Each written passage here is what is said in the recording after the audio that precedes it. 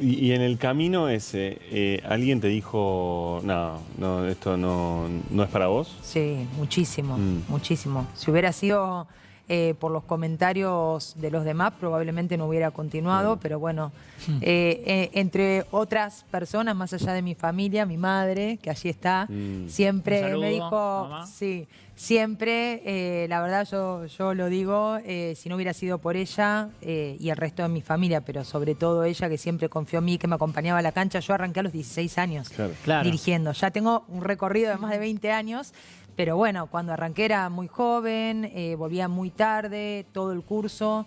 Yo vivo en Quilmes, todo el curso lo hice en el Bajo Flores, donde está la sede de la Asociación Argentina de Árbitros, donde me recibí.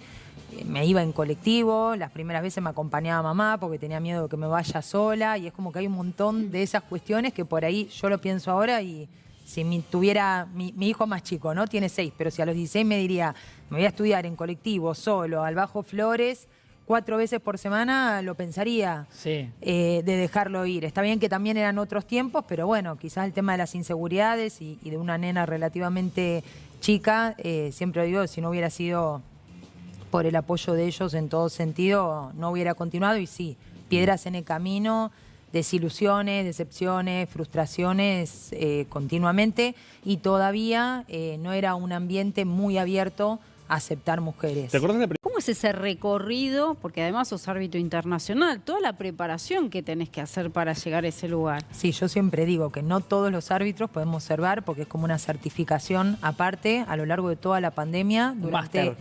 Claro, claro. O sea, obviamente tenés que ser árbitra en actividad, si sos árbitra internacional, como es mi caso.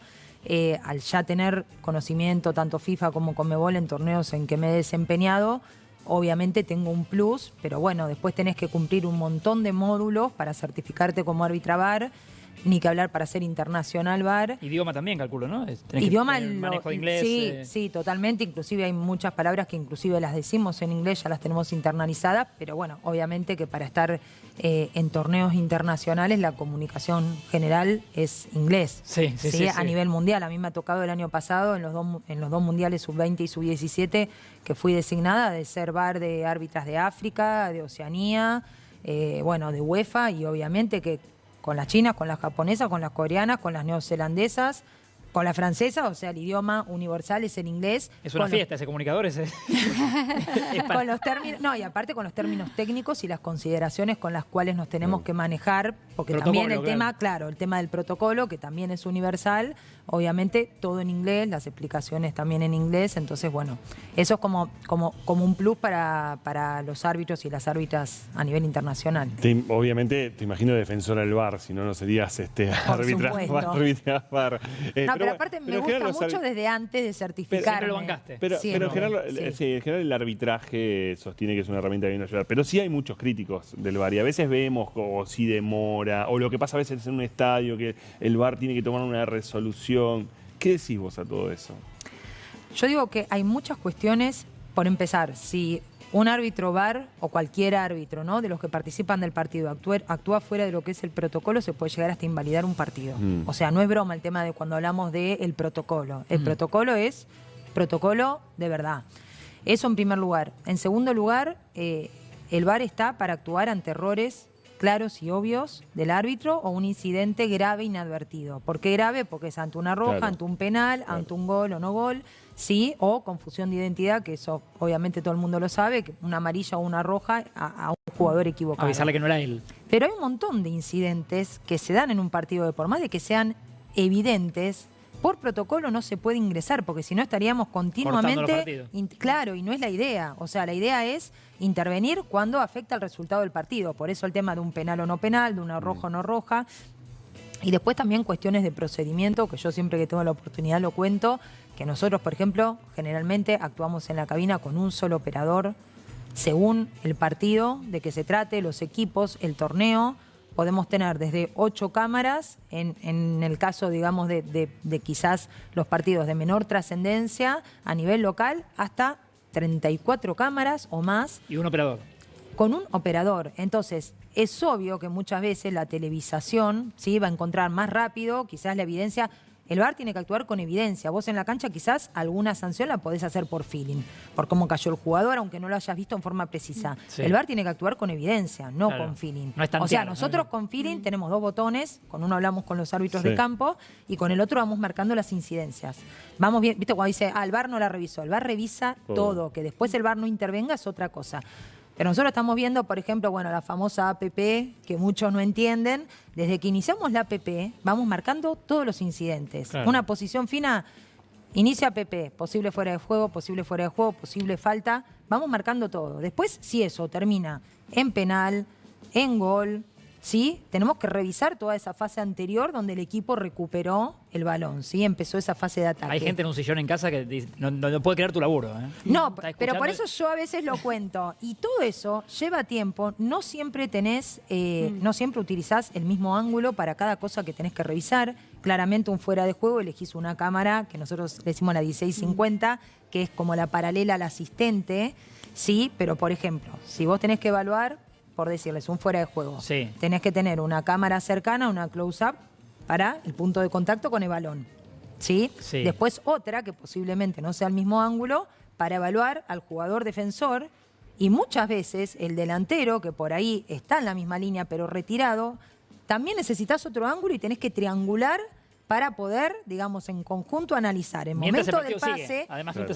Claro, entonces vos tenés que llamar para un penal y tenés, por decirte, 2 posibles fuera de juegos anteriores. Vos antes de llamar al árbitro por el penal tenés que chequear toda la fase previa de ataque para saber que realmente ese penal viene limpio y que lo vas a llamar. Después, siempre lo que muchos no saben, ante jugadas subjetivas, siempre la decisión, tanto inicial como final, es del árbitro de campo. Claro. El VAR siempre recomienda, sugiere. Bien. ¿Sí? En Lo base a la ofreces. evidencia, que es la imagen.